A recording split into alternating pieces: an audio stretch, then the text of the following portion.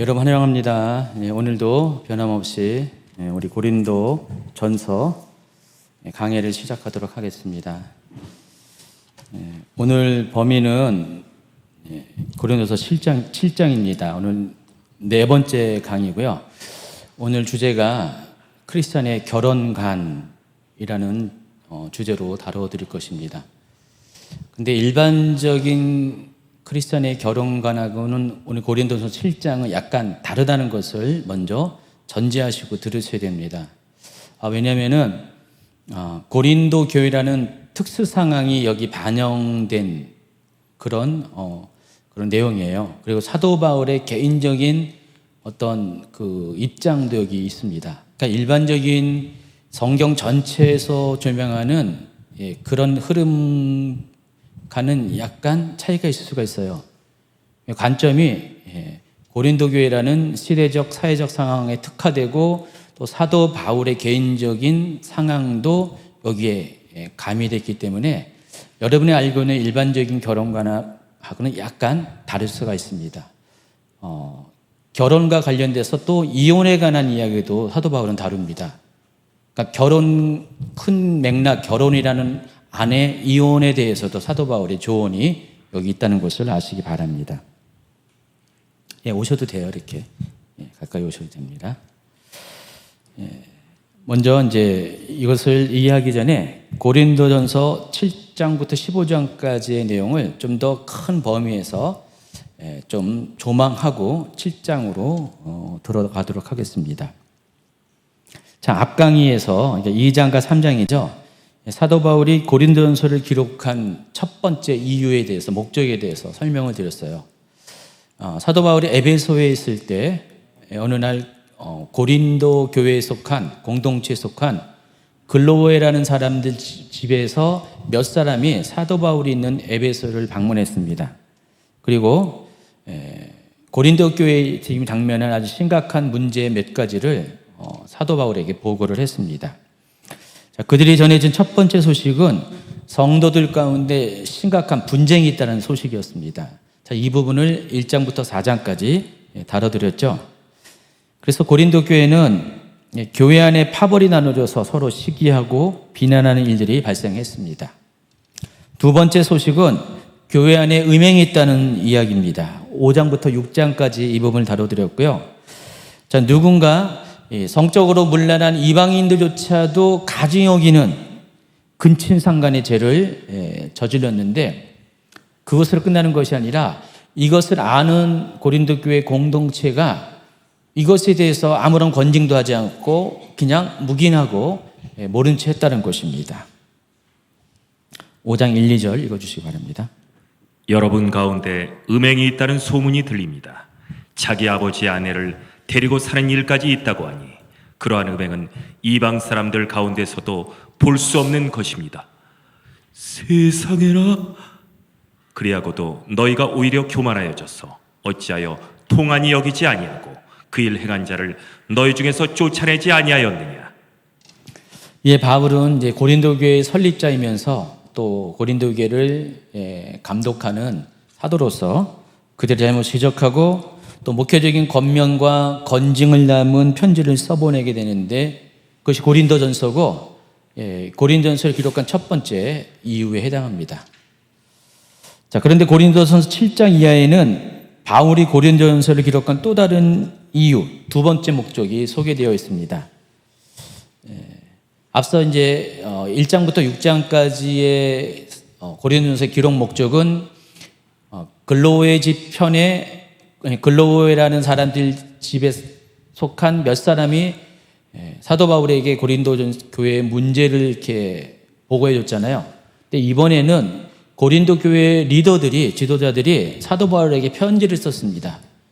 그래서 고린도 교회에 당면한 여러 가지 목회적인 어떤 관점들, 질문들, 본인들이 감당할 수 없는 여러 가지 그런 문제 사항들을 사도 바울에게 보고를 했고 그것에 대한 사도 바울의 답변을 요구했습니다.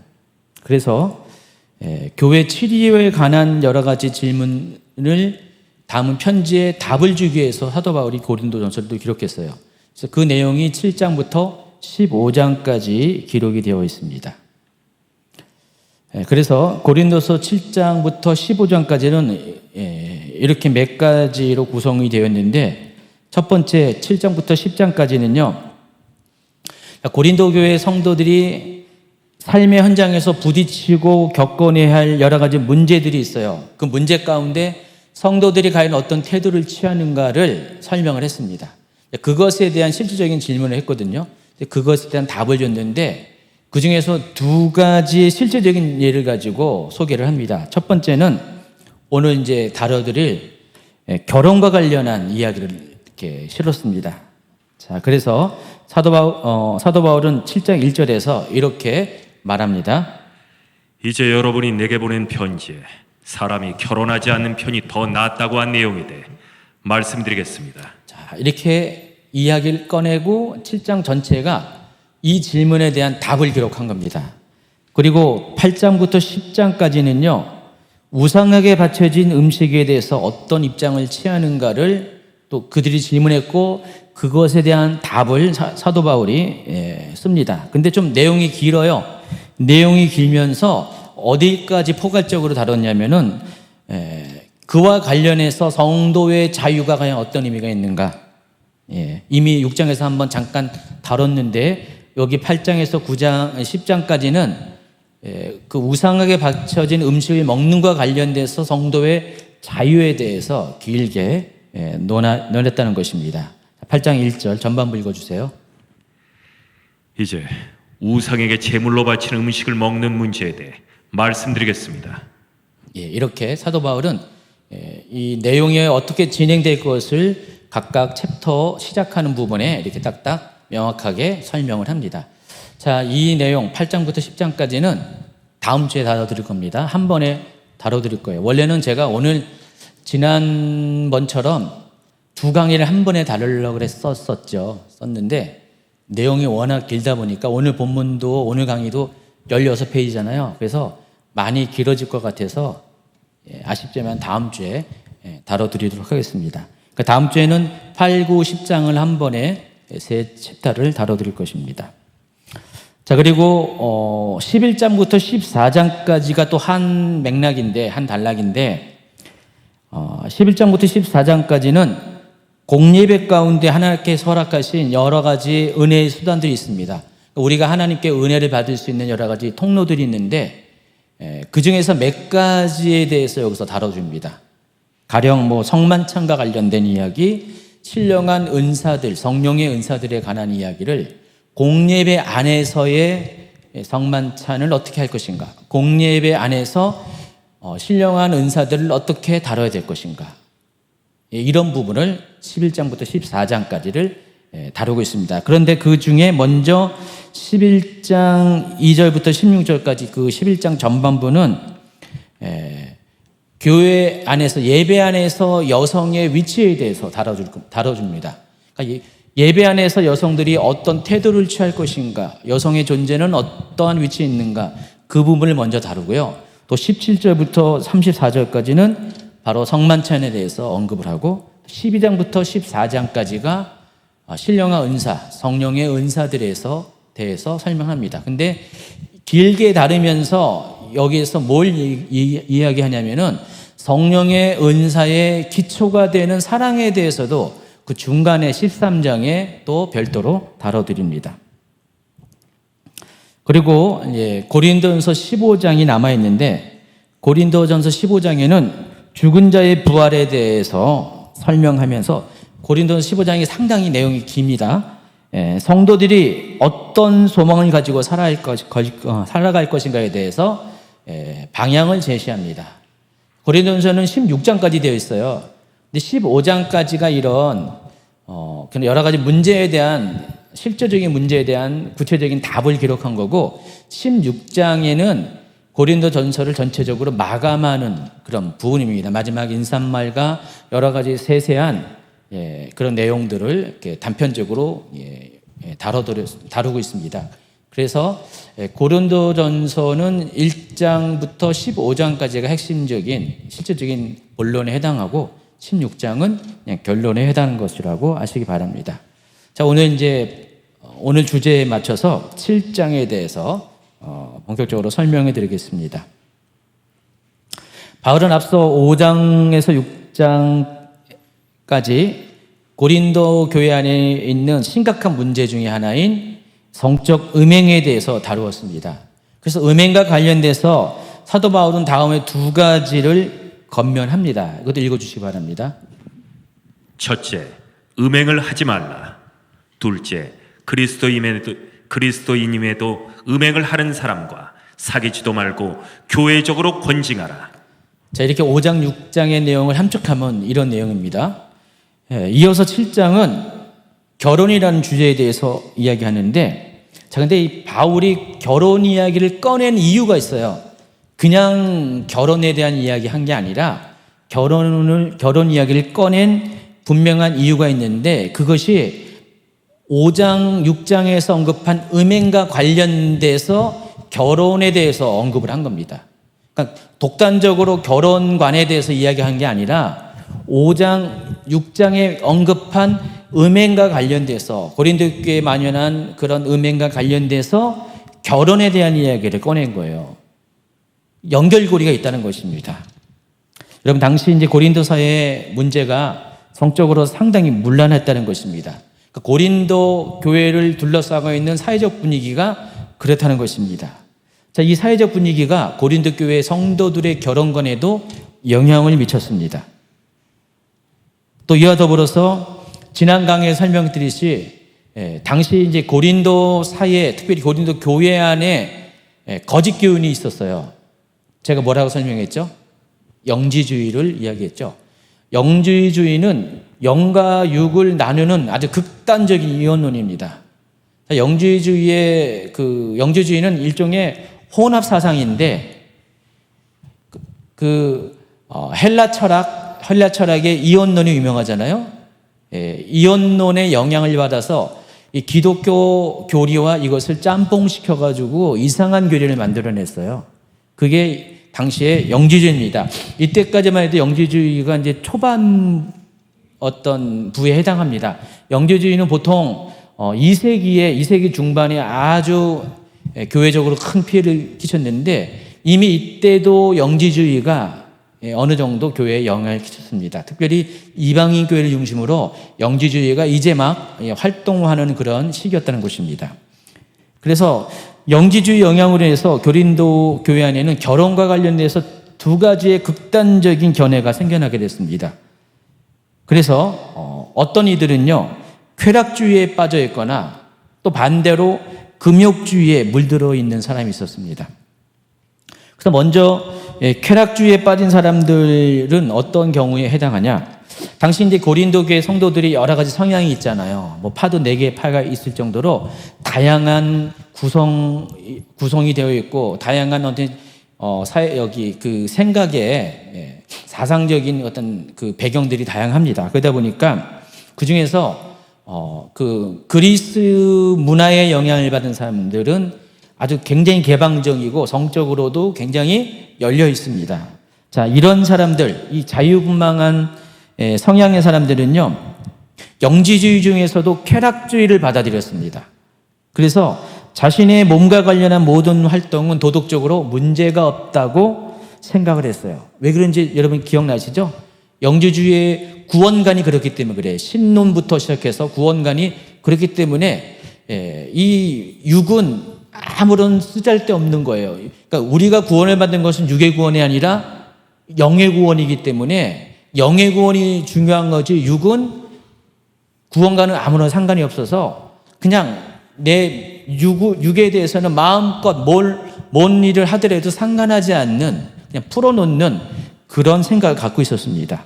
자, 그러다 보니까 결혼 제도에 대해서도 상당히 느슨했습니다. 그러니까 결혼 꼭 해야 돼? 할 필요 없어. 뭐 이런 개념이죠. 또 결혼의 신성함에 대해서도 여기지 않고요. 또 성적인 부도덕에 대해서도 관대한 태도를 가졌습니다. 또 이와 반대되는 경향이 있습니다. 똑같이 영지주의의 영향을 받은 건데, 이와 반대로 율법적인 사람들은요, 쾌락주의를 빠진 사람들의 성적 방종을 경멸했습니다. 그래서 그것에 대한 반발로 극단적인 금욕주의를 주장합니다. 그래서 이런 사람들은 결혼제도 자체를 부정해요. 그러니까 금욕주의니까 결혼제도 자체를 부정합니다.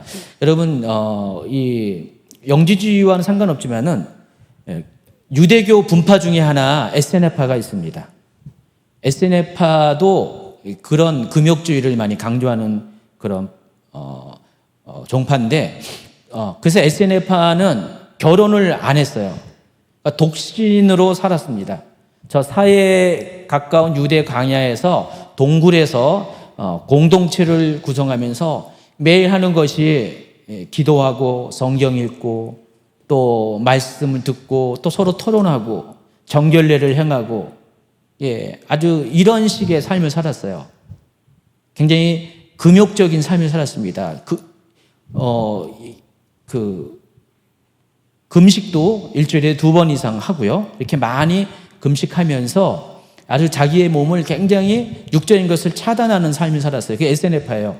근데 여기 고린도 교회에도 영지주의 영향을 받아서 그런 사람이 있다는 것입니다. 쾌락주의를 추구하는 사람과 정반대의 길을 걷죠. 근데 이들 또한 영지주의에 영향을 받은 사람들이에요. 그래서 그들은 결혼 자체를 부정했고요. 심지어 결혼한 사람 중에서는요, 결혼한 후에 이 영향을 받은 거예요. 이런 거짓 교훈에 영향을 받은 사람 중에서는요, 부부간의 성관계도 거부하는 행동을 하게 됩니다. 문제는 이와 같은 야근극단의 태도를 위해서 고린도 교회에 결혼의 신성함이 무시되고 결혼에 대해서 부정적인 생각을 가진 사람들이 점점 많아지게 된다는 것입니다. 한편에서는 결혼하지 않고 쾌락만 즐기는 거예요. 그러니까 결혼 제도 밖에서 성적 쾌락만 즐기는 사람들. 또 한편으로는 결혼 제도 안에서 결혼 자체를 또한 부정적으로 보는 사람. 그러다 보니까 어때요? 요즘도 비혼이 아주 사회 문제가 되는데 그때도 마찬가지였어요. 지금보다 더 심했어요. 지금은 왜 사람들이 결혼을 안 하죠? 돈이 없어서. 애 낳고 키우기가 너무 힘들어서. 2가지 이유잖아요. 그런 이유 때문에 결혼을 잘 안 해요. 우리나라 결혼이 OECD에서 중에서 가장 최하위 결혼율을 보이고 있잖아요. 우리나라도 이 문제인데 이때 당시 고린도 교회에서도 사람들이 도통 결혼을 안 하는 것입니다. 결혼 자체에 대해서 불필요하다는 생각을 가지고 또 어떤 사람은 결혼 그 자체에 대해서 그것을 거부하고, 왜냐하면 성관계 이런 것들에 대해서 결혼을 하면서 부부간에 성관계에 맺는 것들을 이것을 터부시하니까 아예 그것을 차단하는 의미에서 결혼 자체를 안 하려고 하는 그런 생각을 하고 있다는 것입니다.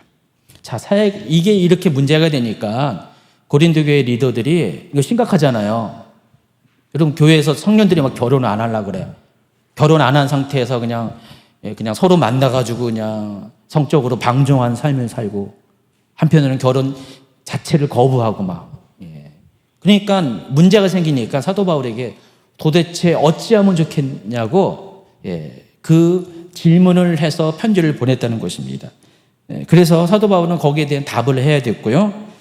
그래서 고린도전서 7장에는 크리스천의 결혼과 관련된 실제적인 조언들이 기록되어 있다는 것입니다. 자, 그런데 우리가 7장을 이해하기 위해서는 7장 1절의 내용을 좀 제대로 이해해야 돼요. 7장 1절이 어떤 의미를 가지고 기록했는가를 여러분 잘 해석을 해야지 전체 7장 전체의 내용을 방향을 잡수겠다는 것입니다. 먼저 이제 개역개정으로 한번 7장 1절을 읽어드리도록 하겠습니다. 너희가 쓴 문제에 대하여 말하면 남자가 여자를 가까이 아니함이 좋으나. 자, 이 개역개정 이 자체로 보면은 여기서 2가지의 이슈를 뽑아낼 수가 있는데, 첫째는 이 편지는 고린도 교회에서 보낸 편지에 대한 답변이라는 것입니다. 너희가 쓴 문제에 대하여 말하면, 자, 요 전반부에만 보면은 이 7장이 그 너희를 지칭하는 것이 고린도 교회 성도들, 여기 리더를 말하는 것입니다. 그들이 보낸 편지에 대한 질문에 대한 답변이라는 것을 알 수가 있어요. 2번째가 남자가 여자를 가까이 아니함이 좋으나라는 이렇게 이 표현으로 봐서 이 편지에 담긴 질문의 내용이 어떤 것임을 알 수가 있습니다. 자, 그런데 특별히 이 후반부 남자가 여자를 가까이 아니함이 좋다라는 이 표현이 번역에 따라서 의미가 좀 달라요. 지금 개역개정으로 읽어드렸는데 그래서 제가 다양한 번역을 추려봤어요. 그랬더니 대략적으로 두 가지로 이것이 나눠집니다. 보통 이제 문자 번역에 충실한 문자 그대로를 번역하는 것에 충실한 번역본을 보면은요, 남자가 여자를 가까이 하지 않는 것이 좋다, 또는 남자가 여자에게 손을 대지 않는 것이 좋다. 영어로는 터치라고 했죠. 그런 식으로 번역을 합니다. 그리고 그 말을 하는 주체가 누구냐? 사도 바울이에요. 한번 볼까요? 세번역, 흠정역 한번 읽어주시기 바랍니다. 여러분이 적어보낸 문제를 두고 말하겠습니다. 남자는 여자를 가까이 하지 않는 것이 좋습니다. 이제 너희가 내게 쓴 것들에 관하여 말하건대 남자가 여자에게 손을 대지 아니하는 것이 좋으니라. 제가 뭔 말하는지 아시죠? 지금 여기 보시면 내용 자체는 남자가 여자를 가까이 하지 않는 것이 좋다, 또 남자가 여자에게 손을 대지 않는 것이 좋다. 근데 이 말을 지금 누가 한 것처럼 보여요? 사도 바울이 지금 이 말의 주체로 그렇게 다가오지 않습니까? 뭔 말이 뭔지 모르겠어요? 좀 이따 이제 비교해 보면 알 겁니다. 영어도 마찬가지잖아요. 영어도 잘 보시면은 그런 식의 표현입니다. 흠정력과 같은 표현이죠. 근데 여기서 여자를 가까이 한다라는 것의 구체적인 의미가 여자를 만지다예요. 여자를 만지지 않는 것이 좋다. 그러니까 흠정력 번역이 더 문자적인 번역에 맞는 거죠. 자, 그런데 이 표현이 어떤 의미가 있냐, 당시에 여자를 가까이 하다, 여자를 만지다라는 이 표현이 의미하는 바가 있어요. 그때 당시 고린도 교회 사람들은 이 말을 할 때 어떻게 받아들였냐? 바로 성관계를 의미하는 단어로 받아들였습니다. 그러니까 그때 당시에 이 표현이 성관계를 의미하는 관용적인 표현이에요. 그러니까 지금 이것을 제대로 번역하면 뭐예요? 남자가 여자와 성관계를 하지 않은 것이 좋다. 사도 바울은 지금 그 얘기를 한 겁니다. 사도 바울이 지금 이 번역본에 보면 이 말의 주체가 되기 때문에, 자, 그렇다면은 이 말은 음행이 만연한 고린도 교회에 특화된 겉면이라 할 수가 있습니다. 지금 7장을 기록한 이유가 5장과 6장 때문에 그렇다고 했잖아요. 교회 음행이 많아서. 좀 이따가 이제 2절에 이제 그 부분에 나올 겁니다. 그러니까 음행과 관련돼서 연관돼서 결혼 이야기를 꺼낸 거예요. 그래서 이 사도 바울은 지금 음행을 만연된 것을 성행하는 것을 통제하는 목적으로 이 글을 썼기 때문에 남자가 여자와 성관계를 하자는 것이 좋다, 이런 식으로 기록을 했다는 것입니다.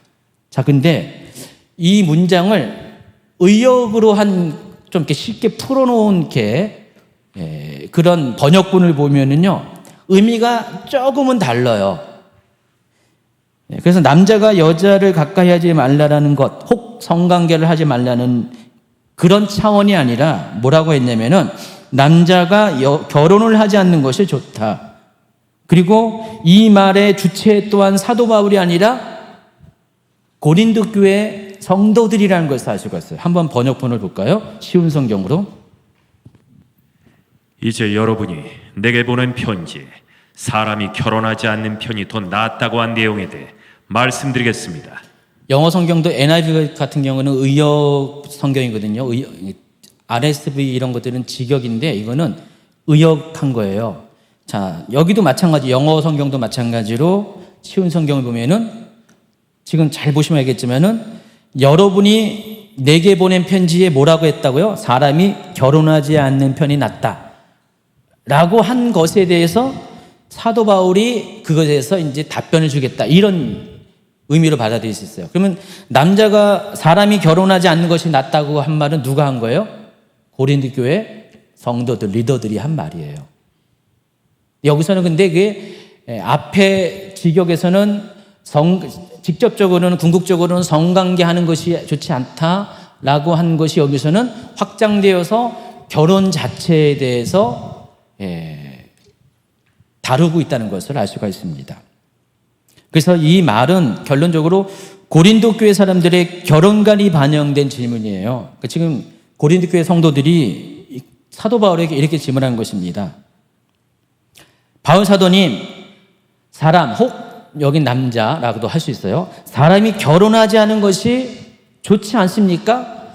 사도 바울의 한번 의견 좀 말씀해 주세요.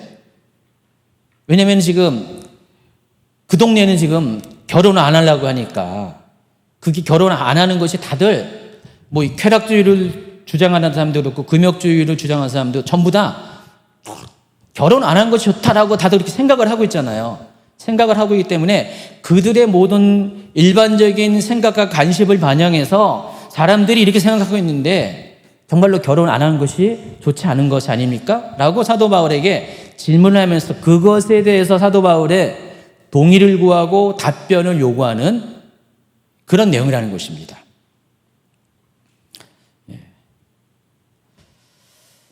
그래서 이러한 질문에 대해서 사도 바울은 결혼에 관련된 자신의 입장, 다시 말해서 바울의 결혼관을 밝힙니다. 그러니까 결혼과 관련돼서 사도 바울의 입장은 두 가지예요. 첫 번째는 공적인 입장입니다. 자기가 사도로서 하나님 말씀을 준행하고 또 예수님이 하신 말씀을 따르는 사도로서 공적인 입장이 있고요. 또 한 가지는 개인적인 입장이 있습니다. 사적인 입장이 있어요. 그래서 그거에 따라서 결혼에 대한 입장이 달라요. 지금 7장은 그것이 확실하게 구분이 되어 있어요. 그래서 사도 바울은 공적인 입장에서는 결혼을 지지해요. 결혼하라 이거예요. 근데 개인적인 견해로서는 독신을 권면을 합니다. 그 내용이 동시에 기록이 되어 있어요. 7장에. 여러분 7장을 이렇게 맥락을 따라서 이해하지 못하면 좀 헷갈릴 수가 있어요. 뭐라고 하는 거야? 또 결혼하라는 거야? 말라는 거야? 헷갈리네. 이렇게 여러분이 말할 수가 있다는 것입니다. 그래서 여러분이 이걸 처음부터 구분해서 정리해야 된다는 것입니다. 먼저 이제 공적인 입장에서 사도 바울은 기본적으로는 결혼에 대해서 지지하는 생각을 갖고 있습니다. 근데 그렇게 생각하는 이유가 아주 중요해요. 왜 결혼해야 되는지 이유가 중요하다는 것입니다. 바로 음행을 통제하는 장치로서 결혼제도가 필요하다고 생각한다는 거예요. 7장 2절, 3절, 4절. 음행이 성행하고 있으므로 남자마다 자기 아내를 두고 여자도 자기 남편을 두십시오. 남편은 아내에게 혼인의 의무를 다하고 아내도 남편에게 그렇게 하십시오. 아내의 몸은 자기 것만이 아니라 남편의 것이기도 하며 남편의 몸도 자기 것만이 아니라 아내의 것이기도 합니다. 2절의 첫 번째 표현, 음행이 성행하고 있으므로, 바로 지금 고린도 교회에 음행이 아주 광범하게 퍼져 있기 때문에 여기서 음행이라는 게 5장에서는 근친상간을 이야기하지만은 지금 여기서 말하는 것은 그것만 말하는 게 아니라 포괄적으로 성적인 모든 부도덕한 행위, 방종을 말하는 것입니다. 결혼제도 밖에서의 남녀 간의 그런 성관계 뭐 이런 것도 있잖아요. 오늘날도 지금 거의 대부분의 그 나라에서 결혼 밖의 그런 남녀 간의 성관계가 너무 일반화됐잖아요. 과거에는 그런 것이 그다지 많지 않았는데 지금은 그런 것들이 마치 당연한 것처럼 생각하면서 일반화됐잖아요. 그런 것을 연상하면 됩니다. 지금 당시의 그 시대의 1세기경의 일반적인 사회에서는 굉장히 그런 것에서 보수적이었어요. 특히 유대 사회 같은 경우는 난리가 났죠. 그런 경우에는 공동체에서 아주 강한 제재를 받습니다. 보편적으로 1세기 무렵에 대부분의 사회에서는요, 어느 국가이든지 그런 결혼 밖에서의 그런 성적 그런 행동들은 다 보수적인 입장을 취했어요. 근데 이 고린도 교회에 속한 이 고린도 사회는 그렇지가 않잖아요. 너무나 개방적이고 문란했어요. 그러니까 구약의 소돔과 고모라와 같이 그런 도시였어요. 오직 하면은 고린도 처녀 하면은 창녀라는 그런 인식을 가질 정도로 고린도에 있는 처녀들은 다 창녀야. 그렇게 생각했다니까요. 그 당시에 로마 제국의 사람들이 그 정도로 고린도 교회가 고린도 사회가 심각하게 성적으로 방종한 사회였어요. 그러니까 프리섹스가 아주 만연한 그런 사회였다는 것입니다. 결혼 밖에서의 그런 사회였어요. 그렇기 때문에 사도 바울이 이 말을 한 거예요. 음행이 성행하고 있으므로 그것 때문에 결론은 결혼하라는 거예요. 지금 7장의 내용을 보면은요, 아주 2절이 상당히 중요한 위치를 차지하고 있다는 것을 여러분이 점점 아실 것입니다. 여기 남편은 아내에게, 아내도 남편에게 혼인의 의무를 다하라 그랬어요. 근데 여기 혼인의 의미가 뭔지 아세요? 여러분이 생각하는 일반적인 아내로서 남편에게 하는 의무, 남편으로서 아내에게 하는 일반적인 의미를 말하는 것이 아니라 여기는 아주 특화된 아주 한 가지를 말하고 있어요. 여기서 혼인의 의미라는 것은 구체적으로 성생활의 의미를 말하는 것입니다. 그러니까 남편은 아내는 남편에게 결혼을 하면은 서로가 부부관계의 파트너가 되는 그 역할을 의무적으로 해라는 것입니다. 책임을 다해서. 이게 결혼 안에서의 의무라는 것입니다. 저는 일반적으로 이런 얘기 잘 안 하잖아요. 근데 지금 이 고린도전서 7장에는요, 지금 그 얘기를 하고 있어요. 혹 부부의 성생활에 간극이 생기게 되면 그것을 틈타서 사탄의 유혹이 찾아오게 되기 때문에, 그러니까 성적인 유혹을 찾아오기 때문에 결과적으로 어떻게 해요? 음행을 할 수밖에 없다. 그러니까 결혼 관계 밖에서 간음을 할 수밖에 없기 때문에 그것을 차단하기 위해서 부부는 서로 간에 그것에 대한 책임을 다하라는 조언을 하는 것입니다. 자, 그 내용이 5절에도 나와 있어요. 남편과 아내는 서로 합의하여 기도에 전념하기 위해 얼마 동안 떨어져 있는 경우를 제외하고는 서로 떨어져 있지 마십시오. 잠시 떨어져 있는 경우라도 사탄이 여러분의 약함을 틈타 시험할지 모르니 그 외에는 다시 합치십시오. 이게 완곡어법으로 이야기했지만은 직접적인 내용은 떨어지지 말라는 것은 부부관계를 중단하는 일이 없도록 해라. 그 얘기를 하고 있습니다. 그래서 이 사도 바울이 결혼을 지지하는 이유, 왜 결혼을 해야 되냐? 참 아이러니하게도 우리가 알고 있는 결혼의 그 결혼 자체의 그런 순수성 또 신성함 그것 때문에 결혼을 얘기하는 게 아니에요. 사도 바울은 지금 고린도 교회만의 특수한 상황 때문에 그래요. 그러니까 사회적 분위기에 의해서 음행이 성행하고 있고 또 영지주의 영향으로 인해서 결혼제도를 부정하는 이런 특수한 상황 가운데 그 부분에 대한 해결책으로 결혼을 권면하고 있다는 거예요. 그래서 부부간의 혼인의 의무, 성관계의 의무를 다한다는 전자의 결혼제도를 통해서 이 만연한 음행을 막아낼 수 있기 때문에 결혼하라는 것입니다. 여러분이 알고 있는 일반적인 결혼관하고는 좀 차이가 있다는 것을 아시기 바랍니다. 말씀드렸듯이 본래 결혼은 신성한 하나님께서 직접 지정하신 신성한 제도입니다. 결혼을 통해서 우리는 뭘 알 수 있죠? 하나님과 우리와의 관계, 그리스도와 신랑이신 그리스도와 또 신부인 그리스도의 신부인 우리와의 연합을 결혼 관계를 통해서 우리가 알 수가 있어요. 그러니까 결혼 관계는 하나님과 우리 사이의 상징적인 관계라는 것입니다. 바로 여기에 결혼 제도의 신성함이 있는 것입니다. 그리고 결혼 제도를 통해서 무엇입니까? 하나님이 창세기 1장 28절에 약속하신 생육하고 번성하는 그런 복을 성취하는 거예요. 결혼 통해서. 이게 우리가 알고 있는 일반적인 성경적인 결혼관이잖아요. 그렇죠? 결혼의 의미가 그렇다는 것입니다.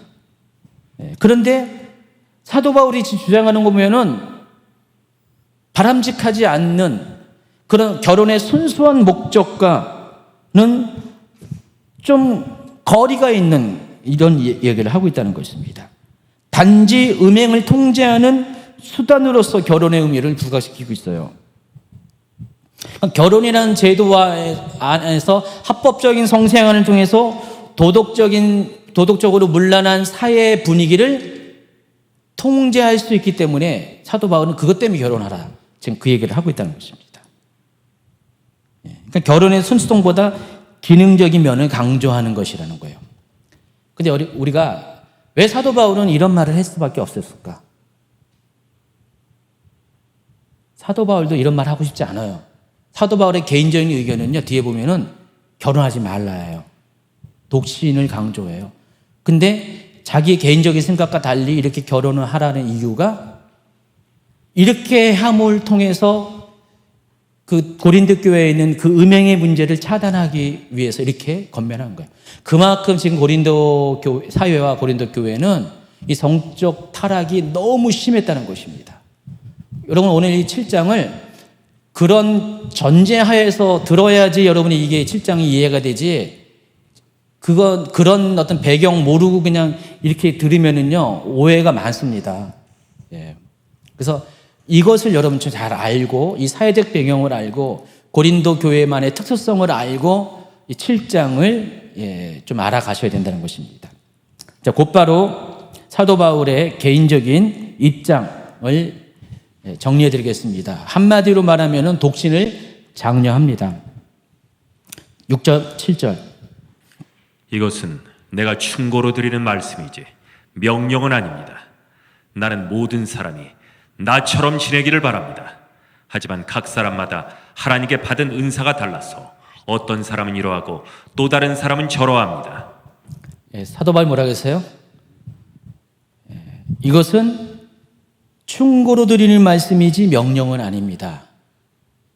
좀 더 확대하면 이것은 주의 명령은 아닙니다.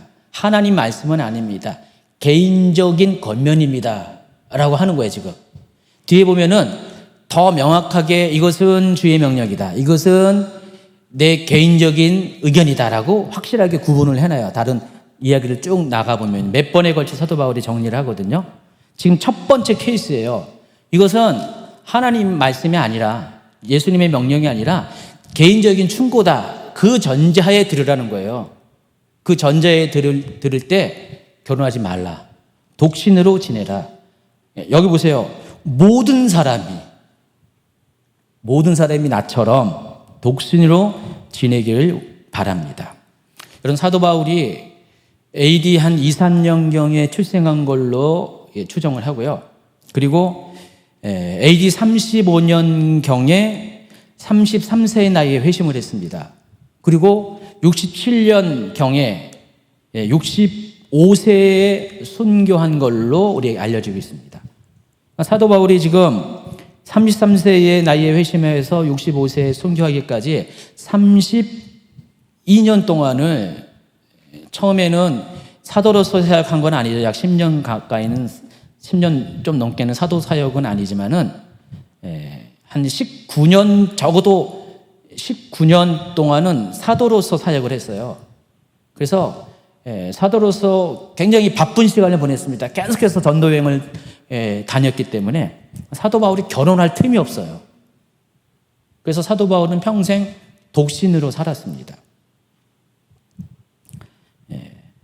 그래서 그런지 이것이 자기에게는 익숙한 삶의 라이프 스타일일 수가 있을 것 같아요.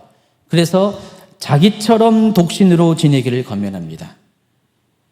8절에 보니까 결혼하지 않은 사람들과 과부들에게 말합니다. 여기서 결혼하지 않은 사람들은 남자 여자 모두를 통칭해서 말하는 것입니다. 여러분들도 나처럼 결혼하지 않고 지내는 것이 여러분에게 좋습니다 라고 이야기를 하고 있습니다. 근데 사도 바울이 왜 이렇게 얘기하냐? 평생을 독신으로 지내고 보니까 장단점이 있어요. 독신을 지내고 보니까 사도 바울은 그것으로 인해서 얻은 유익이 한 가지가 있습니다. 주의 일에 전념할 수 있었다는 것. 그리고 오직 주님에게만 자기의 마음을 드릴 수가 집중할 수 있었다는 것. 그러니까 사람에게 마음이 나눠지지 않고 오직 주님에게만 올인할 수 있고 주의 일에만 헌신할 수 있었다는 있었다는 것이 사도 바울이 32년 동안의 사역의 경험을 통해서 내린 결론이라는 것입니다. 그래서 아무리 생각해도 내가 결혼하는 것 안 한 것이 너무나 나은 일이야, 이렇게 지금 설명하는 거예요. 여러분, 고린도서 9장 5절에 보면은 사도 바울이 이런 말을 했어요. 우리가 다른 사도들과 주의 형제들과 게바와 같이 믿음의 자매에 된 아내를 데리고 다닐 권리가 없겠느냐. 자기도 하면 한다는 거예요. 결혼 생활해서 아내와 같이 다니면서 전도 여행 갈 수가 있다는 거예요. 실제로 사도들이 그랬어요. 베드로도 그랬고요. 또 예수님의 동생들도, 형제들도 그렇게 했다는 것입니다. 뭐 야고보와 유다와 같은 예수님의 동생들도 그렇게 다 결혼 생활을 했고, 그리고 아내와 함께 선교를 다녔다는 거예요. 지금도 최 목사님이나 저도 이렇게 부부가 같이 사역을 같이 나갈 때가 있잖아요. 선교도. 근데 지금 요즘은 같이 가고 싶어도 못 가잖아요. 한 몇 년 동안은. 예. 교회 때문에 한 사람은 이제 교회를 책임져야 되기 때문에, 예. 저도 권리가 있어요. 같이 다닐 권리가 있는데 지금 못 다니고 있어요. 예. 근데 여러분, 사도 바울 같은 경우도 권리가 있는데 그렇게 충분히 하심에도 불구하고 스스로 그 권리를 찾지 않았다는 것입니다. 왜냐하면 그보다 더 좋은 유익이 있기 때문에. 결혼을 하지 않음으로 인해서 아내에게, 가족에게 매이지 않았고 마음이 나눠지지 않았기 때문에 예수님께 집중하고 하나님의 일에 헌신할 수 있고 어떤 것도 매이지 않고 교회 일에 집중할 수 있었다는 것입니다. 그렇기 때문에 이왕이면 나처럼 결혼하지 말라라고 권면을 하고 있습니다. 어떻게 보면 지극히 개인적인 이야기죠. 그러면서 또 이렇게 말합니다. 9절. 그러나 자신을 절제할 수 없거든 결혼하십시오. 욕정에 불타는 것보다 결혼하는 편이 낫습니다. 결혼을 허용하는 이유 중에 하나가, 만약에 사도 바울이 이렇게 말했다고 모든 사람이 자기처럼 독신으로 지내는데 그 중에서 어떤 사람은 개인차가 있잖아요. 도저히 자기의 안에서 끓어오르는 이 정욕을 참을 수가 없으면은 결국은 사고 친다는 거죠. 제가 예전에 들은 얘기가 있습니다. 여러분, 기독교의 목회자는 결혼을 하는데 로마 카톨릭은, 천주교는 결혼을 안 하잖아요. 못 하잖아요. 그러니까 로마 카톨릭이 문제가 상당히 많아요. 결혼하지 못한 것 때문에 특별히 젊은 그 사제들에게 이런 어떤 성적인 문제가 많이 발생한대요. 사실인지 아닌지 모르지만은 이렇게 사람들이 하는 말, 역사적인 어떤 하는 말이, 고아원의 시초가 카톨릭에 시작했대요. 그 이유가 뭘 것 같아요? 여러분 이렇게 상상에 맡깁니다. 그런 이유 때문에 그렇다는 거예요. 그 정도로 결혼하지 않은 것이 그 사도 바울과 같이 잘 참을 수 있는 사람에게는 문제가 없는데 욕정을 못 찾는 사람들에게는 문제가 생겨요. 심지어 사역자들에게도. 그렇기 때문에 사도 바울은 그렇기 때문에 그것을 못 참을 거든 차라리 결혼하라. 결혼 안 해가지고 문제를 일으키지 말고 결혼해라. 그런데 내심은 뭐죠? 그런 문제가 아니면은 결혼하지 말라. 결혼하지 않는 것이 하나님과의 관계에 있어서 주의 일을 하면서 더욱더 유리하고 유익하기 때문에, 영적으로 좋기 때문에 그렇게 하라. 개인적인 의견을 이렇게 말하고 있습니다. 결론적으로 사도 바울은 개인적으로는 독신을 권면하지만 결혼을 통해서 음행이 절제되고 그로 인해서 도덕적 철학을 막아낼 수 있다면 자신은 결혼을 지지한다. 이게 사도 바울의 입장이에요. 자, 오늘날도 이렇게 사회적 환경 때문에 결혼하지 못하고 독신으로 지내는 분들이 상당히 많아지고 있어요. 지금 비혼율이 상당히 커지고 있습니다. 어떤 분들은요, 결혼하지 못하고 또 사회적으로 성취한 열매도 없고 그냥 그럭저럭 그냥 입에 풀칠하고 겨우겨우 살아가는, 만약에 그런 입장에 있는 사람이라면은 자신의 결혼 못한 거에 대해서 심한 열등감을 가질 수가 있어요. 그것 때문에 내가 이래도 늙어가지고 60, 70이 되면 혼자 남는데 어떻게 하지? 두려움을 가질 수가 있을 수가 있어요. 혹시 그런 사람이 있는지 모르겠어요. 여기 말고 이렇게 청취하시는 분들 한번 손 들어보세요. 그런 분들이 있습니까? 혼자 있으니까 마음껏 얘기해도 됩니다. 근데 제가 오늘 이 말씀을 보면서 차라리 그런 마음 가질 바에야 사도 바울의 권면을 받아들이세요. 사도 바울이 뭐라고 했어요? 독신을 잃는 게 더 좋다. 그 이유가 뭐예요? 하나님께 집중할 수 있기 때문에, 주의 일에 집중할 수 있기 때문에. 여러분이 정말 그런 생각의 전환을 갖는다면은 그런 두려움과 또 열등감에서 자유할 수 있다는 것을 아시기 바랍니다. 하나의 그냥 팁으로 드리는 거예요. 그런데 그럼에도 불구하고 하나님 뜻은 사람이 독점하는 것이 좋지 않습니다. 여러분, 결혼하는 것이 일반적인 성경에 말하는 결혼가 아니고요. 저 또한 여러분 결혼하는 것을 강력히 권면합니다. 제발 좀 결혼하세요. 1, 2 청년들 제발 좀 결혼하시기 바랍니다. 예. 이건 개인의 뜻입니다. 자, 일단 이 결혼에 관한 이제 대략적인 이야기를 좀 했고요. 이어서 10절부터는요, 어떤 내용이 펼쳐지냐면은 이미 결혼한 사람들에 대해서 이야기합니다. 10절 읽어주세요. 이제 이미 결혼한 사람들에게 명령합니다. 이것은 나의 명령이 아니라 주님의 명령입니다. 아내는 남편과 헤어지지 마십시오. 결혼한 사람에게 하는 명령 중에 하나는 이혼하지 말라는 것입니다. 일단 결혼했으면은 이혼하지 말라는 거예요. 근데 여기 단서를 달았죠. 이것은 나의 명령이 아니라 주님의 명령입니다. 그러니까 사도 바울은 지금 아주 명확하게 구분합니다. 내 개인적인 의견인지 주님의 말씀인지 명령인지를 구분합니다. 개역개정에는 명하는 자는 내가 아니요 주시라 이렇게 나와 있잖아요. 그래서 주님이 뭐라고 말씀하시는, 여기서 예수님을 말한 거예요. 주님은 예수님이 뭐라 그랬어요? 마태복음 19장 3절부터 6절까지. 바리새인들이 예수께 나와 그를 시험하여 이르되 사람이 어떤 이유가 있으면 그 아내를 버리는 것이 옳으니까? 예수께서 대답하여 이르시되 사람을 지으시니가 본래 그들을 남자와 여자로 지으시고 말씀하시기를 그러므로 사람이 그 부모를 떠나서 아내에게 합하여 그 둘이 한 몸이 될지니라 하신 것을 읽지 못하였느냐. 그런즉 이제 둘이 아니요 한 몸이니 그러므로 하나님이 짝지어 주신 것을 사람이 나누지 못할지니라. 자, 이 명령을 따라서 절대로 이혼하지 말라. 일단 결혼했으면은 절대로 이혼하지 말라는 것이 사도 바울의 개인적인 뜻인과 동시에 주님의 명령이라는 것입니다. 그런데 만일 어쩔 수 없이 이혼할 일이 생길 수가 있어요. 그럼에도 불구하고 주님의 명령임에도 불구하고 실제로는 이혼하잖아요.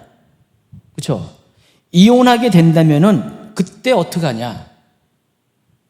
사도 바울의 또 본래 또 본심이 또 드러납니다. 사견이 드러나요.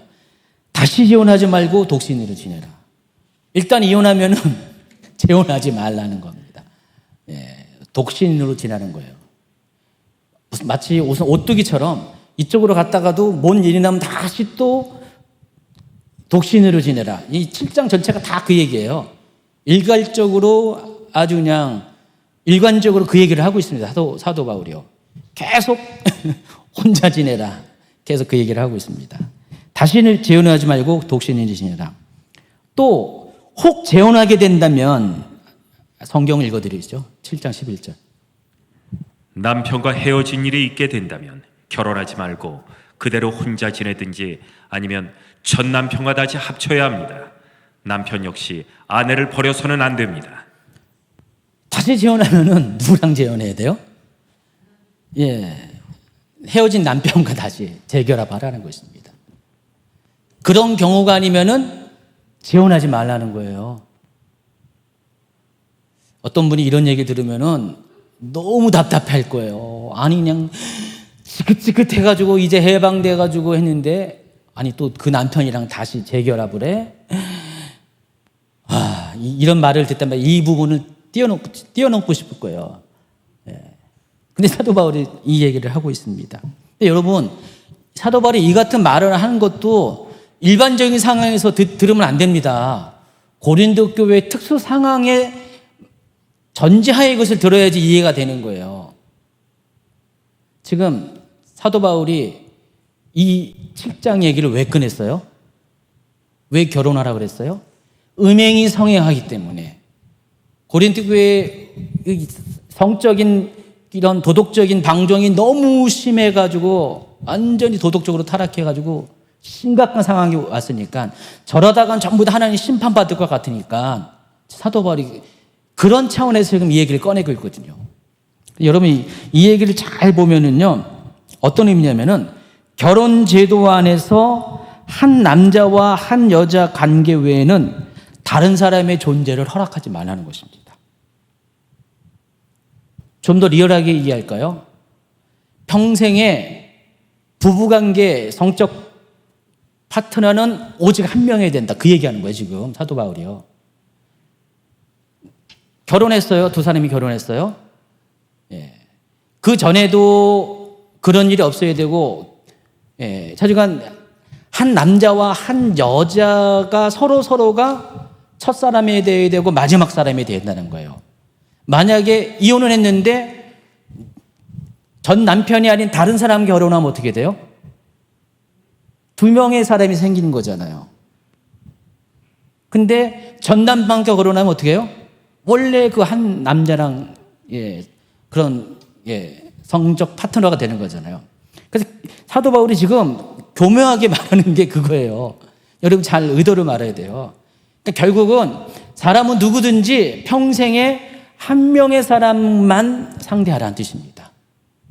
여러분 음행이라는 게 뭐죠? 그 한 사람 외에 다른 사람과 성적인 관계를 맺는 게 음행이에요. 그게 간음이에요. 그럼 이런 식으로 하면 어떻게 해요? 그런 일이 일어날 수가 없는 거잖아요.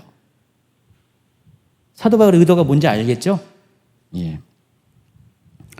원천적으로 음행을 차단하는 의미에서 결혼한 사람이 혹 이혼을 하더라도 웬만하면 독신으로 지내고 혹 재혼을 하더라도 이전에 헤어졌던 전 남편과 결혼하라. 그 얘기를 하는 거예요. 오늘 여러분 7장 읽어보니까 굉장히 의외적인 얘기가 많이 나오죠. 그전에 그냥 무심코 읽었는데 파고드니까 굉장히 의외적인 얘기가 많이 나옵니다. 그래서 제가 전제를 했어요.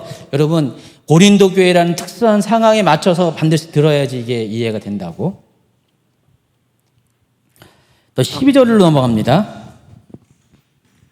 그 나머지 사람들에게 내가 말하노니 이는 주의 명령이 아니라 만일 어떤 형제에게 믿지 아니하는 아내가 있어 남편과 함께 살기를 좋아하거든 그를 버리지 말며. 이번엔 또 다른 주제입니다. 불신자인 배우자와의 관계에 대해서 설명합니다. 좀 전에는 이혼과 결혼 제도 안에서 이혼에 관한 이야기를 했다면은 이번엔 불신자인 배우자와의 결혼 관계에 대해서 설명합니다. 자, 그런데 전제가 뭐라고 했어요? 이는 주의 명령이 아니다. 그랬어요. 12절을 쉬운 성경으로 한번 읽어보세요. 그 외의 사람들에게 말합니다. 이것은 주님의 말씀이 아니라 내 생각입니다. 내 생각이래요. 사도 바울이 이게 개인적인 생각, 사적인 견해라는 것입니다. 그걸 전제로 해서 들으시기 바랍니다.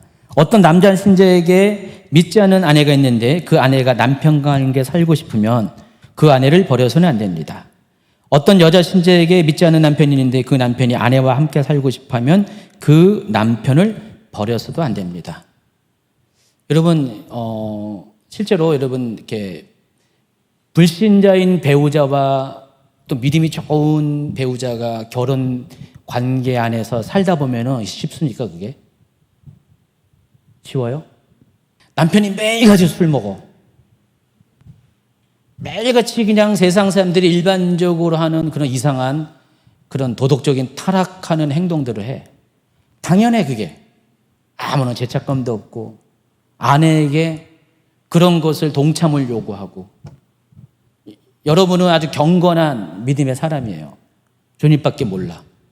거룩한 삶을 사느라고 추구해요. 근데 그렇게 하면 얼마나 힘들겠어요.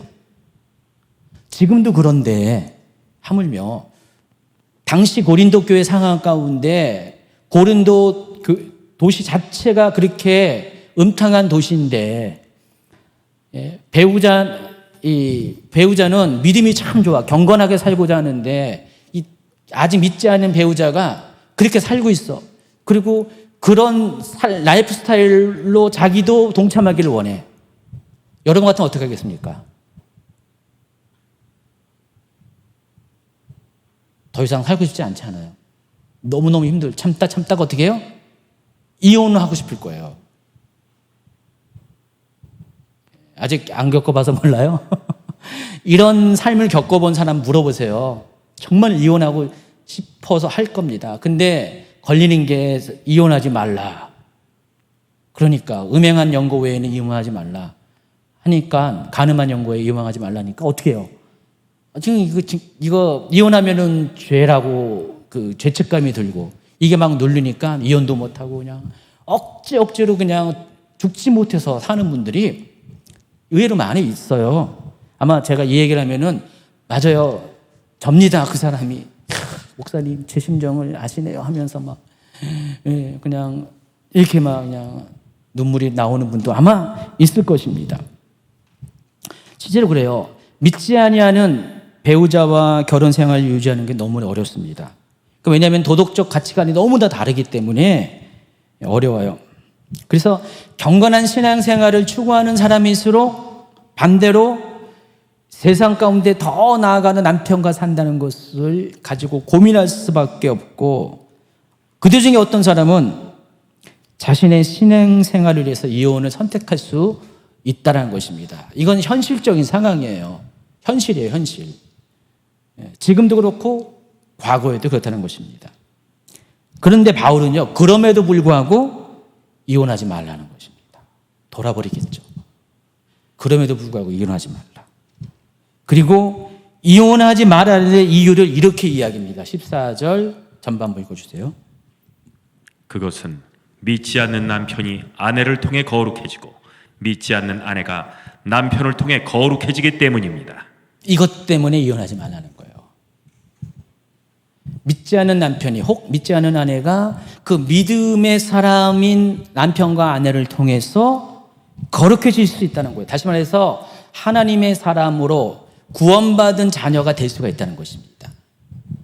그 가능성이 있기 때문에 그럼에도 불구하고 참고 인내하고 견뎌내서 이혼만큼은 하지 말라는 거예요. 사도 바울이 이같이 말하는 이유가 있습니다.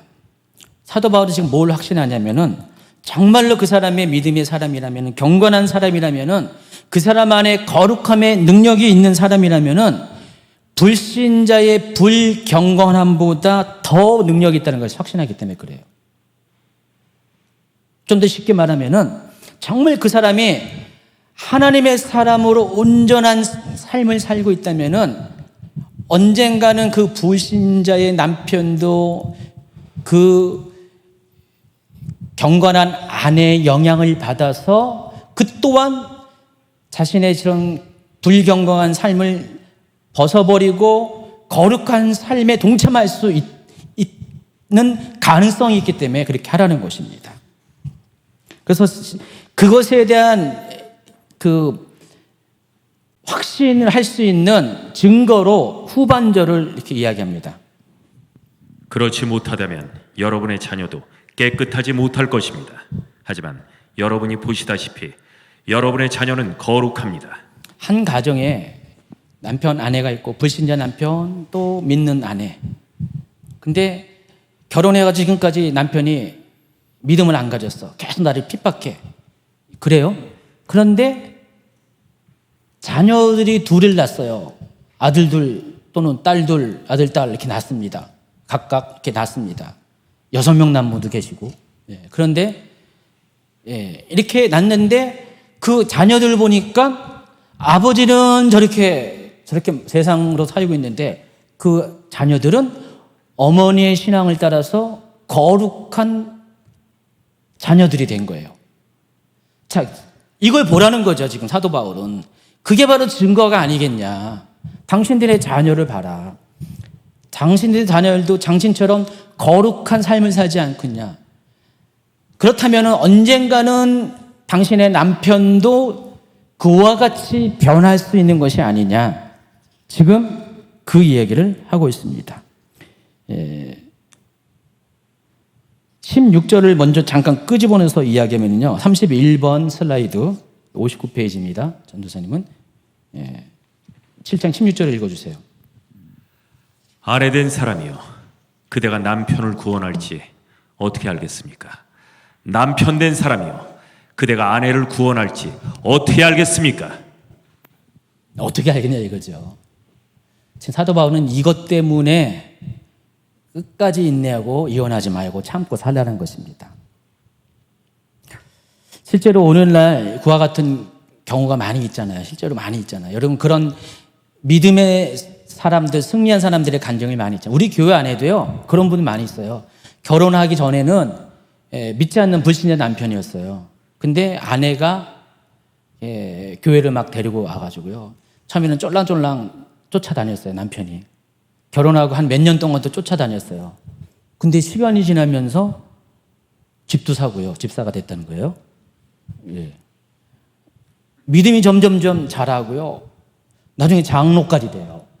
심지어 목사까지 되는, 이런 예가 너무 많지 않습니까? 여러분 주변에? 우리 교회는 이제 부부가 다니는 케이스가 거의 한 80% 이상이 되는 것 같아요. 예. 근데 그 80% 부부 중에서 제가 보기엔 절반 가까이 이런 케이스예요. 정말 아내 잘 만난 거죠. 믿음의 아내를 잘 만나가지고 남편이 처음에는 초보였지만은 점점 믿음 안에 들어가서 지금 다 집사님 되고 장모님이 되고 막 그런 분들 정말 많이 있습니다. 그러니까 그거 참조하시라는 거예요. 이게 다 증거예요. 자녀만 그런 게 아니라 실제로 그런 일이 있어요. 그리고 고린도 교회에서도 그런 일이 충분히 있었어요. 그러니까 사도 바울이 그 얘기를 하는 것입니다. 그런데 그럼에도 불구하고 모든 크리스찬의 결혼을 일반화시켜서는 안 됩니다. 제 개인적인 의견은 그렇지 않은 경우도 있어요. 처음에는 결혼만 하면은 뭐 교회도 다니고 다 한다. 근데 딱 결혼해가지고 한 2달 뒤에 확 변해, 남편이. 돌변해가지고 결혼한 다음에 자기는 안 나가는 것도 당연한 거고 아내도 막 못 나가게 핍박하고 그런 남편이 있잖아요. 10명 중에 한두 명은 있잖아요. 그런 경우도 생길 수가 있다는 것입니다. 그래서 제가 여러분에게 권면하는 건 그거예요. 여러분이 처음부터 그런 결정을 믿지 아니하는 불신자와 결혼을 하려면은요, 여러분이 먼저 자신에게 결단을 해야 돼요. 내가 정말로 내 믿음으로, 하나님 주신 믿음으로 이 남자를 구원시킬 수 있도록 내가 어떤 상황이 와도 남편으로 해서 결혼 생활하면서 핍박이 와더라도 너무나 힘든 상황이 와도 끝끝내 참고 인내해서 마침내 남편을 정말 하나님의 사람으로 만들겠다는 그 결단이 쓰게 된다면은 또 그것에 대해서 믿음의 확신이 있다면 결혼하라는 거예요. 근데 자신이 없어. 그러면 결혼하지 마세요. 자신 없으면 결혼하지 마세요. 그러니까 여러분의 믿음의 그 능력이 상대방의 불경건함보다 더 크다고 생각하면 결혼해요. 근데 그렇지 않으면 결혼하지 않는 게 좋아요. 15절에 그 얘기를 하고 있습니다. 그렇지만 만일 믿지 않는 남편이 헤어지려 하면 그렇게 하도록 하십시오. 믿는 남자나 여자나 그런 상황에서는 상대방에게 얽매일 필요가 없습니다. 자, 이 얘기는 불신자인 배우자가 이혼을 요구할 때의 반응을 어떻게 하냐. 이혼해도 된다라는 거예요. 근데 그 이유가 뭐예요? 이것 때문에 서로 안 맞으면은 평생을 이렇게 산다는 것입니다. 아까 얘기한 것처럼 그런 믿음의 결단과 확신과 그런 것이 없는 상태에서 이렇게 살면은 평생을 그렇게 힘들고 어렵고 화평을 깨트리는 삶을 산다는 거예요. 근데 여기도 또 사도 바울이 뭐라고 했냐면은 이 말을 하면서 전제가 그런 남편이 이혼을 요구하면은 수용하라는 거예요. 그런 남편이 이혼을 요구하면은 수용하라는 거예요. 이 말은 다시 거꾸로 뒤집어 보면은 남편이 그런 요구를 하지 않는데 내가 먼저 자청해서 난 당신 같은 사람 불신자와 못 살아 해서 이혼을 요구하지 말라는 거예요, 먼저. 그러니까 자세가 능동적이냐 수동적이냐 그 차이예요. 이럴 경우는 수동적으로 남편이 요구하면은 이혼을 받아들이라는 거예요. 어떤 분은 그런 거 있잖아요. 나는 이혼 안 돼, 절대로 안 돼, 이건 죄래 하면서 막 종교적인 막 고집을 막 내세우면 남편이 그걸 이해를 하냐 이거죠. 이해 못 해요. 그렇게 고집하지 말고 정 남편이 요구한다면은 나는 내가 먼저 그것을 요구하지 않지만 남편이 정말 요구한다면 이렇게 이혼하는 거예요. 그래서 결국은 뭐냐면은 그런 남편에 대한 어떤 그 전도에 대한 확신이 없으면 처음부터 결혼하지 말고 준비가 되고 감당할 믿음의 준비가 됐으면 결혼하라. 그 얘기를 하고 있습니다. 근데 지금 사도 바울이 이게 누구 생각이라고요? 내 생각. 주님이 명령이 아니에요. 여러분 사도 바울의 개인적인 생각 차원으로 이해하시기 바랍니다. 그러면서 이제 아까 읽어드린 것처럼 아내 된 사람이요 그대가 남편을 구원할지 어떻게 알겠습니까? 남편 된 사람이요 그대가 아내를 구원할지 어떻게 알겠습니까? 그러니까 불신자인 배우자의 구원에 대한 하나님의 특별한 계획이 있는데 그것이 언제 실행할지는 아무도 몰라요. 하나님의 때 카이로스에 맞춰서 그런 일이 생길 수가 있어요. 그런데 하나님보다 앞서서 내가 먼저 주도해서 이혼을 결정해버리면은 하나님의 계획이 나 때문에 깨어질 수가 있어요. 실패할 수가 있기 때문에 그렇게 하지 말라는 것입니다. 그래서 하나님의 계획에 맞춰서 끝까지 인내하고 참고 나의 믿음이 결국 남편의 불신을 깨트리고 하나님께로 인도하는 때까지 기다리라는 것입니다. 여러분께 결혼을 사랑하는 사람끼리 만나서 사는 수준으로 생각하면 절대 안 됩니다. 결혼은요, 육의 결합을 넘어서 혼이 만나는 거죠. 마음과 마음이 만나는 거예요. 정신과 정신이 만나는 게 결혼입니다. 그리고 또 결혼은요, 기독교인에게 결혼은 뭐예요? 혼의 만남을 넘어서 영적으로 결합하는 것입니다. 영이 같아야 돼요.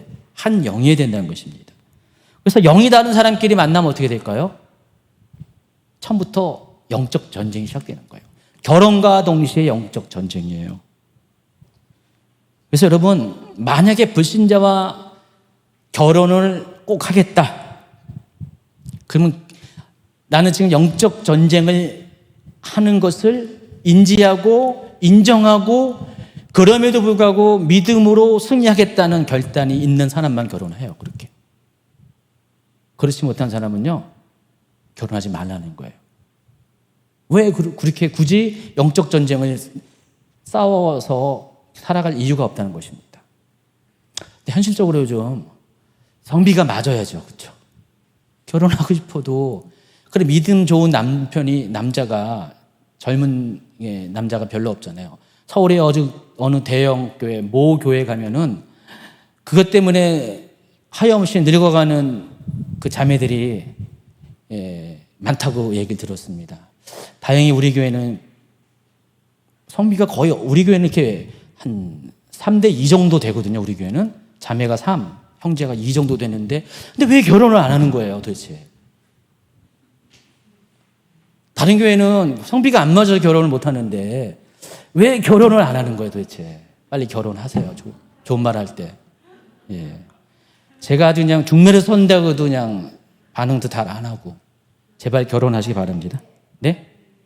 결혼해, 빨리 해, 올해 안에 해, 뭐 그겁니까?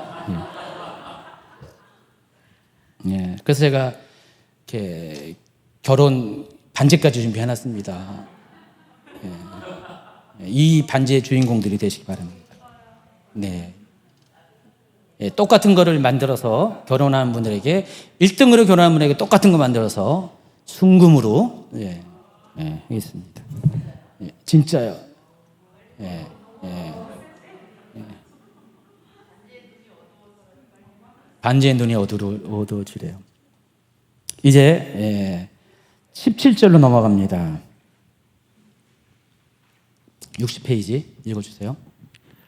각 사람은 주님께서 각 사람에게 나눠주신 대로 그리고 하나님께서 부르신 위치를 그대로 유지하며 살아가십시오. 이것은 내가 모든 교회에 세워준 원칙입니다. 지금 결혼 얘기를 쭉 하고 있는데 갑자기 뚱땅지같이 사도 바울이 주제에 맞지 않은 이야기를 끄집어내십니다. 각 사람은 주님께서 각 사람이 나눠준 대로 하나님께서 부르신 대로 소명대로 살라 이 얘기를 하고 있습니다. 근데 그것도 이것은 모든 교회에 준 원칙이라는 것이에요. 그러면서 18절부터는 그 부르심의 구체적인 상황을 두 가지씩 대비해서 소개를 합니다. 첫 번째가 유대인과 이방인. 그러니까 유대인으로 부르심을 받았으면 유대인대로 살 것이고 이방인대로 부르심을 받았으면 이방인대로. 또 두 번째 대비는 노예와 자유인입니다. 그러니까 노예로 종으로 부르심을 받았으면 그러니까 종의 상태에서 믿음을 가졌으면은 그 자리에서 신앙생활을 하라는 거예요. 자유인의 상태에서 받았으면 그 상태에서 신앙생활을 하는 거예요. 그러니까 각각 유대인 또는 이방인, 종과 자유인, 자기의 있는 위치에서 하나님을 믿고 신앙생활을 하라는 것입니다. 이게 하나님께서 나를 부르신 부르심이라는 것입니다. 24절. 성도 여러분, 여러분 각 사람은 부르심을 받은 위치에 그대로 머물러 계시면서 하나님께 책임을 다하시기 바랍니다. 사도 바울이 갑자기 17절부터 24절까지 이 이야기를 한 이유가 이런 내용을 삽입시킨 이유가 있어요. 결혼과 무관한 얘기가 아니에요. 좀 전에 16절까지 했던 내용과 연관된 이야기예요. 그러니까 다시 말해서 결혼에 대한 권면하던 중 성도의 부르심과 부르심에 합당한 책임을 논한 이유가 있습니다. 어떤 상황 가운데서도 현실을 부정하지 않고 부르심에 순종한 책임을 다하는 삶을 지금 강조한 거잖아요. 지금 앞전에 마찬가지로 지금 불신자와 믿지 않은 자와 결혼한 그 배우자의 경우도 지금 삶이 어쩌면은 종과 같을 수도 있어요. 종과 자유인에 비교하면은요. 근데 지금 자기가 있는 위치가 자기를 부르신 위치가 결혼 안에서 부르신 위치가 바로 그 위치예요. 도망갈 생각하지 말고 책임을 회피하지 말고 그것을 통해서 하나님께서 일하실 때까지 기다리고 그 위치를 사수하라는 것입니다. 그렇게 하다 보면은 언젠가 불신자인 배우자가 구원받게 되는 날이 반드시 기필코 꼭 오게 될 것이라는 것입니다. 어떤 사람은 1년, 어떤 사람은 5년, 어떤 사람은 10년, 어떤 사람은 20년, 30년 배우자가 죽기 전에 그렇게 될 수도 있어요. 근데 그럼에도 불구하고 그렇게 하라는 것입니다. 그러니까 때와 시기는 몰라요. 근데 분명한 것은 하나님은 반드시 한 사람이 자기의 부르신 위치에서 배우자를 위해서 배우자의 믿음을 위해서 참고 인내하고 중보하고 기도하고 또 경건한 삶을 계속 유지하고 있다면은 언젠가는 나를 통해서 불신자인 배우자가 구원을 받게 된다는 것입니다. 그래서 결국은 뭐예요? 내가 이렇게 내 부르신 위치에서 최선을 다하는 것은 나를 구원하는 것 동시에 배우자까지도 구원하는 놀라운 일이라는 것을 이야기하고자 지금 이 얘기를 꺼내드린 겁니다. 이해하시겠죠? 다시 이제 또 본래 흐름으로 돌아갑니다. 25절. 이제 여러분이 편지에 언급한 결혼하지 않은 처녀들에 관해 말하고자 합니다. 여기 보니까 고린도교회 리더들이 이렇게 그 편지를 쓴 것 내용 중에서 구체적으로 편지에 이렇게 언급한 것 같아요. 결혼하지 않은 처녀들에 대해서 사도께서는 어떻게 생각하시죠? 지금 그 질문을 한 것 같아요. 결혼하지 않는 처녀들은 어떻게 해야 될까요? 결혼해야 됩니까? 말아야 됩니까? 아니 미혼인 처녀들은 결혼해야 돼요? 말아야 돼요? 지금 그 질문을 했다는 것입니다. 후반부 25절 후반부 이 부분에 대해서는 특별히 주님으로부터 받은 명령이 없습니다. 하지만 나는 주님의 자비하심을 힘입어 믿을 만한 사람이 되어 의견을 제시하고자 합니다. 이 부분도 마찬가지예요. 예수님은 실제로 처녀의 결혼에 대해서 언급하시지 않았어요. 아무런 말도 안 했어요. 사도 바울이 지금 그런 거예요. 이건 예수님의 명령이 아니다. 내 명령인데 솔직히 나도 이런 말할 자격이 있다. 그 얘기를 하면서 이 부분에 대해서 언급을 합니다. 꺼냅니다. 26절. 현재 겪고 있는 위기를 생각하면 결혼하지 않은 사람은 현재대로 지내는 것이 좋다고 생각합니다. 결혼하지 않은 미혼의 사람은 결혼하지 말라. 또 27절 전반부. 아내가 있는 사람이 있습니까? 아내와 헤어지려 하지 마십시오. 이혼하지 말라. 27절 후반부. 아내와 헤어졌습니까? 아내를 구하려고 하지 마십시오. 재혼하지 말라. 정리가 되겠습니까? 결혼하지 말라, 이혼하지 말라, 재혼하지 말라. 다 공통점이 뭐예요? 어떤 새로운 변화를 추구하지 말라라는 것입니다. 이렇게 해야 될 이유가 있습니다. 26장 아까 읽었는데 전반부 한번 읽고 28, 29절 읽어주세요. 현재 겪고 있는 위기를 생각하면, 그러나 여러분이 결혼한다고 해도 죄를 짓는 것은 아닙니다. 처녀가 결혼한다고 해도 죄를 짓는 것은 아닙니다. 다만 결혼한 뒤에는 이 세상에서 겪는 환난을 맞이하게 될 것입니다. 나는 여러분을 아껴서 이런 말을 하였습니다. 성도 여러분, 내가 하고자 하는 말은 이렇습니다. 시간이 얼마 남지 않았습니다. 지금부터는 아내가 있는 사람들은 아내가 없는 사람처럼 사십시오. 즉 사도 바울이 이 말을 하는 것은 이거예요. 지금이 위기의 상황이라는 것입니다. 곧 환난이 닥칠 상황이라는 것입니다. 다시 말해서 지금 마지막 때가 가까이 온 상황이라는 것입니다. 실제로 사도 바울이 이 편지를 쓸 때만 해도 교회에 대한 탄압이 점점 현실화되고 있는 그런 시기였어요.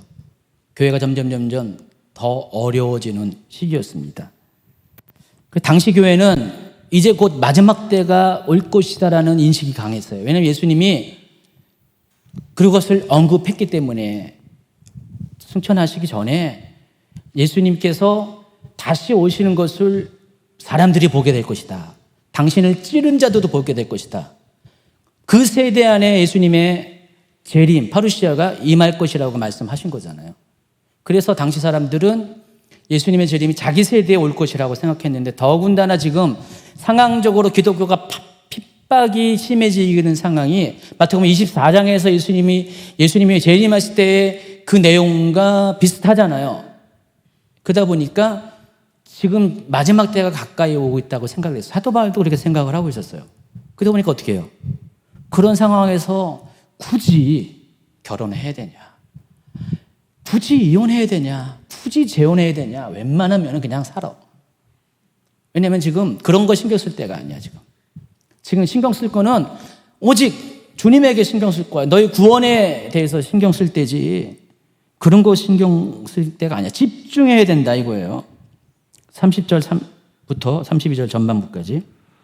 우는 사람은 울지 않는 사람처럼, 기쁨에 넘친 사람은 기쁘지 않은 사람처럼, 물건을 사는 사람은 자기가 산 것을 가지고 있지 않은 사람처럼 사십시오. 세상 물건을 쓰는 사람은 그것들에 마음이 빼앗기지 않은 사람처럼 사십시오. 그것은 이 세상의 현재 모습이 지나가고 있기 때문입니다. 나는 여러분이 마음 쓰는 것 없이 살기를 바랍니다. 예, 그냥 우는 사람은 울지 않는 사람처럼, 거꾸로 기쁨이 넘치는 사람은 기쁘지 않은 사람처럼. 그러니까 자기의 지금 현재의 상황과 감정에 매여서 살지 말라는 거예요. 여러분 가령 군인들 같은 경우 어떻게 해요? 군인 어떻게 해요? 자기 개인의 일, 개인의 감정에 매이지 않고 어떻게 나라를 지키는 그 임무에 맞춰서 냉정하게 살잖아요. 냉정하게 책임을 다하잖아요. 지금 그와 같이 하라는 것입니다. 자기 감정과 상황에 매이지 말고 이 마지막 때에는 모든 것에 자신의 마음 뺏기는 일 없이 오직 주님에게 집중, 마지막 때에 집중하는 그런 삶을 살라는 것입니다. 그런 의미에서 결혼하지 말라, 이혼하지 말라. 지금 무슨 때인데 무슨 이혼하라고 그래. 재혼하지 말라, 그렇게 얘기하는 것입니다. 그래서 우리가 이러한 상황 가운데서는 결혼하지 않은 것이 굉장히 상대적으로 유리합니다. 결혼하면은 아내 챙겨야 되죠, 애들 챙겨야 되죠. 만약에 어떤 위급한 일이 생기보세요. 팔은 2개인데 한 손으로 아내 챙겨야 되죠. 한 손으로는 애가 둘이면 한 명밖에 못 챙기죠. 만약 이게 아니면은 자기 혼자만 막 살면 되는데 지금 그 얘기를 하는 것입니다. 여러분 재난 영화 같은 거 한번 보세요. 예. 예. 그 남편 된 아빠는 얼마나 애가 탑니까? 다 챙겨야 되는데. 근데 독신은 어떻게 해요? 룰루 랄라죠. 자기 혼자서 알아서 뿅 하고 도망가고. 근데 그렇게 살지 말라는 거죠. 지금 위기 상황이기 때문에 마지막 때가 임박했기 때문에 그렇게 하지 말라는 거예요. 또 32절 후반부터 33절 읽어보면은 우리의 마음이 뺏기지 않는 것을 이렇게 표현합니다. 결혼하지 않은 남자는 어떻게 하면 주님을 기쁘시게 할까 하고 주님의 일에 마음을 씁니다. 그러나 결혼한 남자는 어떻게 하면 아내를 기쁘게 해줄까 하며 세상 일에 마음을 쓰게 됩니다. 어떻게 저는 어떻게 하면 아내를 기쁘게 할까는 좀 아닌 것 같아요. 최은양 목사님도 마찬가지죠. 우리는 서로 주님을 기쁘게 하는 일에 마음의 한 90%는 쓴 것 같아요. 그렇죠? 한 10%는 그래도 쓰잖아요. 근데 만약에 비혼 상태는 어떻게 100%를 주님을 기쁘게 하는 일에 쓸 수가 있어요. 사도 바울이 자기가 그렇게 살고 있다는 것입니다. 이 일에 있어서 결혼하지 않은 여자나 처녀도 마찬가지입니다. 34절. 어쨌든 사도 바울이 말한 것은 35절이에요. 여러분 자신의 유익을 위해서 내가 이런 말을 하는 것이지 여러분을 속박하려고 그러는 것이 아닙니다. 나는 여러분이 나뉘지 않은 마음으로 자신을 주님께 드려 바르게 생활하기를 바랄 뿐입니다. 사도 바울이 말한 그 의도가 있겠죠. 자, 36절은 또 약간 주제가 또 바뀝니다. 읽어주세요. 어떤 남자에게 약혼한 여자가 있는데 자기가 그 여자에게 적절하지 못하게 행동하고 있다는 생각이 들고 더욱이 약혼녀가 홍기가 지날 만큼 나이가 들게 되어 여자와 결혼해야 할 것 같다고 판단된다면 원하는 대로 행하십시오. 죄 짓는 것이 아닙니다. 두 사람은 결혼하는 것이 좋습니다. 지금 계속 그 위기의 상황, 환난이 닥친 상황, 마지막 때의 상황에서 결혼하지 말라고 막 이렇게 강조하고 있는데 갑자기 또 약혼한 사람이 있는데 이건 도저히 이거 약혼을 계속 미뤄둘 수는 없는 상황. 너무 미안해. 또 여자가 나이가 점점 먹어 들어가. 그래가지고 언제까지 놔두면 이거 완전히 너무너무 이거는 내가 못할 짓을 하는 것 같아. 그럴 경우 결혼하는 거예요, 지금. 이게 주님의 명령입니까? 개인적인 명령입니까? 개인적인 권면입니까? 예? 개인적인 권면이죠. 계속 지금 개인적인 권면이 이루어지고 있습니다. 그렇지만 37절에 보면은 또 이렇게 얘기합니다. 그러나 자기 마음에 결혼하지 않기로 굳게 결심을 하고 또 반드시 결혼을 해야 되는 것도 아니고 자신이 욕정을 억제할 능력이 있어서 약혼한 처녀와 결혼하지 않기로 결심을 했다면 그것도 잘하는 것입니다. 네, 이것도 좋고 저것도 좋다. 개인적인 의견이에요. 지금 사람마다 다 다르니까 명령이라면 이렇게 말을 안 해요. 주님의 명령이라면은. 근데 자기 개인적인 의견이기 때문에 이렇게 말한다는 것입니다. 그렇지만 결론은 속셈은 38절에 있습니다. 그러므로 자기가 약혼한 처녀와 결혼을 하는 것도 잘하는 것이지만 결혼하지 않는 것은 더 잘하는 것입니다. 제가 왜 사도 바울의 속셈이라고 한 건지 이해하시겠죠? 사도 바울은 결국 이 마음을 품고 있어가지고 뭐 할 수 없으면 결혼해도 돼 뭐 이렇게 얘기하면서도 결론은 이왕이면 결혼하지 말라. 이같이 권면하는 이유가 지금의 일상의 상황이 아니기 때문에 그렇다는 것. 근데 여러분에게 짚고 넘어갈 것은 지금 어떨까요? 사도 바울이 지금 이 얘기를 한다면 어떡할까요? 결혼하라고 그럴 겁니다. 지금 물론 우리가 마지막 때를 인지하고 있지만은 정말 임박한 마지막 그때는 아니거든요, 아직은. 그러니까 사도 바울이 지금 시대에 이 이야기를 한다면은 이렇게까지 말하지 않을 거예요. 그러니까 제 얘기는 사도 바울이 이렇게 말했다고 해서 성경에 이렇게 써있다고 여러분 이걸 전부 다 일반화시키지 말라는 것이에요. 특수한 상황이라는 거예요. 시대적 상황 지금. 아까 고린도 교회만의 특수한 상황, 여긴 또 이 시대만의 시대적 상황이 있어요. 그 상황에서는 이렇게 하라는 것이지 모든 세대에 이것이 일반화되면 안 돼요. 그럼 다 결혼 안 하면 어떻게 하려고요? 예. 그리고 이제 얼마 남지 않았습니다. 이제 마지막으로 결혼 후 남편이 죽어서 재혼하는 경우 어떻게 해야 되는가? 참 지금 너무 소상하게 사도 바울이 막 이런저런 얘기를 많이 하고 있잖아요. 그때 이렇게 얘기합니다. 39절. 여자는 남편이 살아있는 동안에는 남편에게 매인 몸입니다. 그러나 남편이 죽으면 자기가 원하는 사람과 자유롭게 결혼할 수 있습니다. 단 남편 될 사람은 반드시 주님을 믿는 사람이어야 합니다. 왜 이 말을 하는지 여러분 앞에 이야기를 거슬러 가면은 이해할 수가 있죠. 불신자인 배우자와의 결혼 관계에 대해서 이미 설명, 그런 차원에서 반드시 주님을 믿는 사람과 결혼하는 것입니다. 이왕 재혼할 건 그렇게 해야 되지. 재혼하면서 또 그렇게 이상하게 살면 안 된다는 뜻입니다. 그런데 결론은 그게 아니라 40절에 있습니다. 이것은 내 판단입니다만 그런 여자는 재혼하지 않고 혼자 지내는 것이 더 행복할 것 같습니다. 사도 바울은 정말 지조가 있어요. 일관되게 결혼하지 말라. 혼자 살라. 거기다가 40절 후반부는 또 이런 말까지 덧붙였습니다. 나에게도 하나님의 성령이 있다고 생각합니다. 이 말이 뭐냐면은 지금 내가 이 말하는 게 개인적인 한 말이지만 알고 보면은 성령의 감동하에 이 말을 하고 있다는 그 얘기입니다. 예. 다 얘기했어요. 이제 마지막 결론을 이야기하면은 지금까지 고린도 교회의 리더들이 보낸 편지 가운데 던져진 질문을 계기로 해서 사도 바울은 마침 그런 결혼 문제에 대해서 이렇게 물어왔기 때문에 평소에 생각하고 있던 자신의 결혼관을 이야기합니다.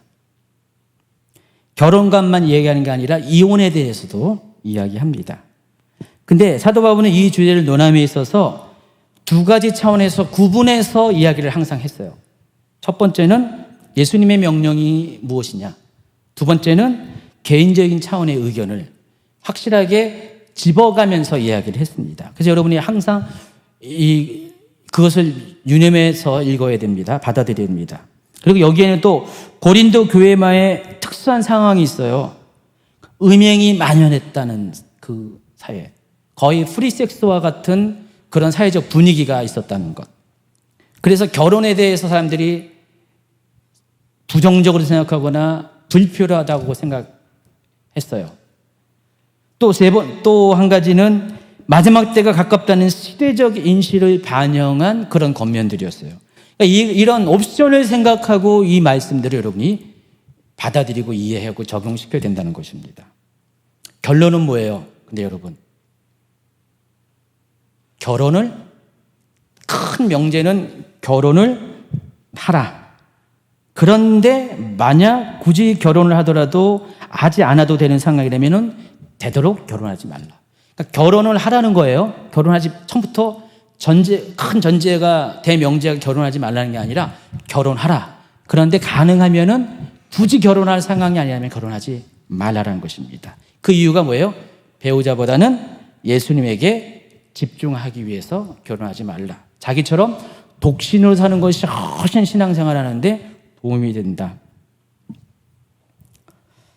그래서 우리가 이 사도 바울의 이야기를 통해서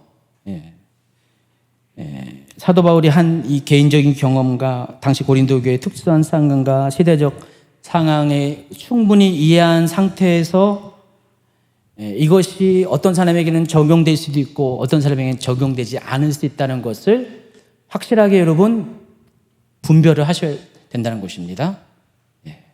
그런데 이거보다 더 중요한 게 뭐예요? 이런 특수한 제한적인 상황보다 더 중요한 결혼에 대한 성경적인 결혼관이 뭐예요? 결혼하는 것이 좋습니다. 왜냐하면 결혼을 통해서 생육하고 번성하고 또 하나님께서 그 결혼 관계 안에서 우리와 그리스도의 관계가 무엇인지를 알게 함으로써 진정한 사랑이 무엇인지를 경험할 수 있게 하기 때문에 결혼을 하셔야 됩니다. 여러분, 결혼은 육체적인 관계로 끝나는 것이 아닙니다. 우리가 육신에 속한 사람은 결혼의 의미를 육체적인 관계로만 한정지어 생각할 수 있어요. 조금 나은 사람이 정신적인 그런 관계로 생각할 수가 있어요. 그런데 우리는 어떤 관계에서 결혼하는 겁니까? 영과 영이 만나는, 그래서 한 영으로 결합하는 그런 차원에서의 결혼을 합니다. 그래서 이 결혼을 통해서 우리는 서로가 서로의 약한 것들을 강하게 메꿔주고요. 또 우리 속에 혼자서 감당할 수 없는 것을 누군가 같이 지탱해 줌으로써 함께 하나님께로 동역의 관계로 나아가는 것이 결혼입니다. 제가 결혼 생활을 올해로 다 잡아야겠네요. 29년 됐네요. 29년. 다음 달이면은 29년 결혼 기념일이 찾아옵니다. 꽤 됐어요. 29년 정도 하면은 결혼에 대해서 할 말이 있지 않을까요? 할 말이 있죠, 그렇죠? 저에 대해서 결혼이 어떠냐고 물어보신다면은 어떤 분은 그래, 결혼은 해도 후회, 안 해도 후회라고 하는데 저는 그렇지 않습니다. 결혼은 안 했으면은 엄청 후회했을 것입니다. 최은영 목사님 있어서 하는 말이 아니에요. 잘 보려고 하는 말이 아니라 진짜로 저는 군대 간 사람들에게 또 그래요. 갈 때 만약에 내가 군대를 안 갔으면 엄청 후회했을 것이다. 군대 생활도 어렵고 힘들었어요. 결혼 생활이라고 다 뭐 행복했나요? 여러 가지 산도 넘고 골짜기도 지나서 이렇게 여기까지 왔습니다. 근데 저희 부부의 경우는요, 처음에는 영적으로 하나됨의 의미를 잘 몰랐던 것 같아요. 그래서 한동안은 그 영적 다름 때문에 갈등이 많았었어요. 근데 어느 순간 영적 하나됨까지 오게 되면서부터 그때부터 결혼의 의미가 뭔지를 확신하게 됐고, 그때부터 결혼을 주는 유익과 행복이 무엇인지를 경험하게 됐습니다. 그게 거의 10수년 걸린 것 같아요. 저희도 그런데 여러분 처음부터 다 뭐 영적으로까지 영혼육 모두가 하나 될 수 있는 부분은 쉽지가 않을 것입니다. 그런데 언젠가는 여러분들도 그렇게 될 수가 있어요. 그때까지 좀 참고 인내하면요, 결혼 생활은 결국은 뭐예요? 너무 좋은 거예요. 여러분 혼자 살았으면은 후회할 결혼이란 것을 뒤늦게 깨닫게 될 겁니다. 어쨌든 여러분 모두가 영혼육 모두가 진정한 하나됨을 통해서 그리스도와 여러분이 하나된 그 기쁨이 무엇인지를 경험해서 또 이 세상뿐만 아니라 하나님 나라에 가서까지도 그렇게 온전한 연합, 물론 거기서는 부부 연합이 말한 것이 아니라 그런 그리스도와의 연합을 경험할 수 있는 저 여러분 되기를 예수님 축원합니다. 저의 결론은 결혼하라. 1, 2 청년들이요, 결혼하라. 그리고 홀로 된 싱글들이요, 결혼하십시오. 1년에 10건이 20건이 결혼해도 제가 마다하지 않고 주례를 서겠습니다. 제가 바쁘면 최 목사님도 주례를 쓰시고 꼭 결혼을 해서 행복한 가정 이루기를 예수님 축원합니다.